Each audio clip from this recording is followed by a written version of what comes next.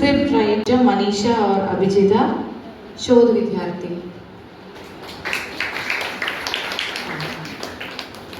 और narrator Dheera Krishna are और माधव अनुष सीजे आज्ञा। खिसु आर्द्रा, बुधिया विस्मया, जमींदार 1 पवित्रा, जमींदार 2 फरसाना, जमींदार 3 आदिरा, मधुशाला 1 LNC एस सजिन, मधुशाला 2 खीसिया जॉन, भिखारी अश्वती AS आज्ञा। ग्राम वर्षकाल आशिया प्रवीण, NCVA अम्मू के प्रशांत, बाजार प्रार्थना जी, फिया मेरियस, मध्यपन आशीर्वाद S, सॉरी ऐश्वर्या S।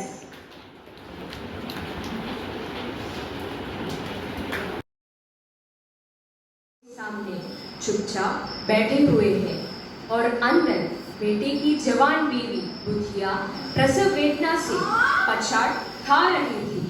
रह रहकर उसके मुंह से ऐसी दिल हिला देने वाली आवाज निकल रही थी कि दोनों कलेजा थाम लेते थे। जाड़ों की रात थी, प्रकृति सन्नाटे में डूबी हुई, सारा गांव अंधकार में लय हो गया था। मालूम होता है बचेगी नहीं। जा देख तो आ। ये तो जल्दी मत क्यों नहीं जाते? लेकिन क्या करूं? तू तो बड़ा बेदर्द है, मुझसे तो उसका दर्द देखना नहीं चाहता। मुझे वहां जाकर डर लगता है। डर किस बात का? जब मेरी औरत मरी मैं उसके पास एक गिलाकत नहीं। मैं उसके पास कैसे जाऊं? मुझसे लजाएगी कि नहीं? मैं सोचता हूँ कोई बाल बचा हुआ तो क्या, करने तो कुछ भी नहीं है। वे दोनों अलाव के सामने अपनी धोतियां ओढ़कर पाव पेट में डाले सो रहे थे और बुधिया अभी तक कराह रही थी।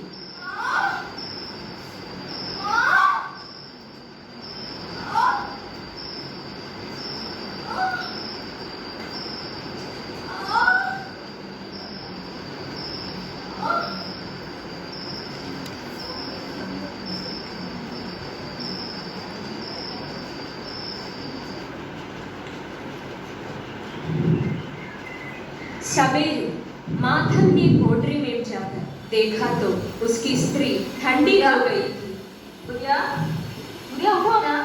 बुधिया, उसके पेट में बच्चा मर गया था। माधव भागा हुआ दोनों के पास आया, फिर दोनों जोर जोर से हाय हाय करने लगे और छाती पीटने लगे।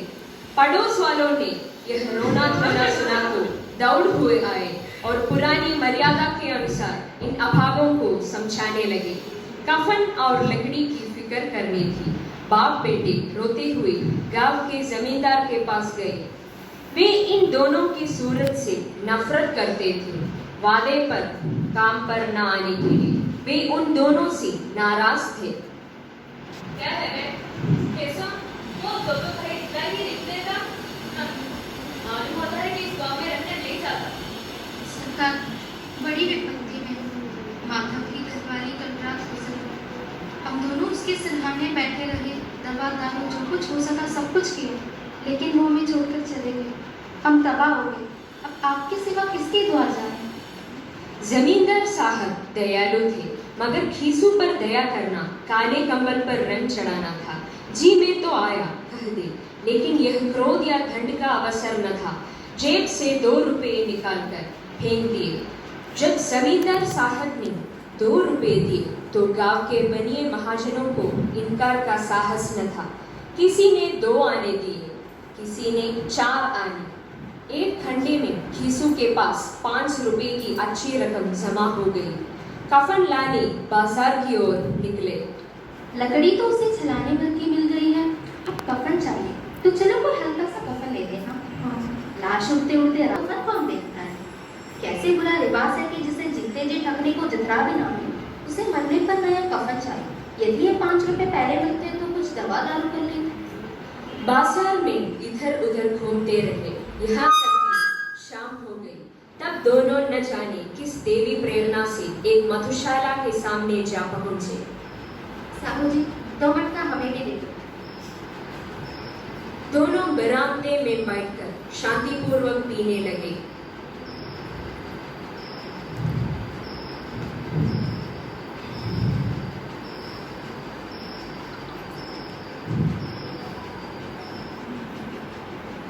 लोग ब्राह्मणों को 1000 रुपए क्यों दे देते हैं? कौन जाने देवता परलोक में मिले या नहीं। बड़े आदमियों के पास धन, हमारे पास कुछ भी नहीं। लेकिन लोगों को क्या जवाब दोगे? लोग पूछेंगे नहीं कि कमल कहाँ है। कहेंगे कि रुपए खो गए। लोगों को विश्वास ना आएगा, लेकिन फिर रुपए देंगे। बड़ी अच्छी थी बेचारी, मरी तो खूब खिला पिला दी। आधी मटका से ज्यादा उठ गई। खीसू ने 2 सेर पूड़ियां मंगवाई और सारे रुपए खर्च कर दिए। भगवान तुम अंतर्यामी हो, उसे बैकुंठ ले जाना। हम दोनों हृदय से आशीर्वाद दे रहे हैं। जो भोजन हमें उम्र भर ना मिला था, वो आज उसके कारण मिला। वह आप लोगों से पूछेगी कि तुमने कफन क्यों नहीं दिया, तो क्या कहेंगे? तू मुझे ऐसे गधा समझता है? 7 साल क्या दुनिया में घास खोदता रहा, उसे कफन मिलेगा और बहुत अच्छा मिलेगा। कौन देगा? रुपया तो तुमने चढ़ दिया, वो तो मुझसे पूछेंगे। उसके बाद में सिंधु मैंने डाला था, क्यों देगा? पता नहीं क्यों नहीं। वही लोग देंगे जिन्होंने अबकी दिया। हाँ, अबके रुपए हमारे हाथ ना आएंगे। भरपेट खाकर माधव ने बची हुई पूड़ियां का पतल उठाकर एक भिखारी को दे दिया, जो खड़ा उनकी ओर भूखी आंखों से देख रहा था और देने के गौरव, आनंद और उल्लास का अपने जीवन में पहली बार अनुभव किया। ले ले, खूब खा और आशीर्वाद। जिसकी कमाई है वो तो मर गए, लेकिन तुम्हारा आशीर्वाद उसे जरूर पहुंचेगा। वो बैकुंठ में जाएगी दादा, बैकुंठ की रानी बनेगी। हाँ बेटा, वो बैकुंठ जाएगा। वो ना बैकुंठ जाएगा तो क्या ये मोटे मोटे लोग जाएंगे? मगर दादा, बेचारे ने सिंधी को बहुत दुख हुआ। वो आंखों पर हाथ रखकर रोने लगा, चीखे मार मार कर। रो मत बेटा, खुश हो कि वो इस माया जाल से मुक्त हो गया। और आखिर में नशे में मतमस्त होकर वहीं गिर पड़े। और उधर गांव में बेचारी बुढ़िया का शव संस्कार गांव वालों ने मिलकर किया।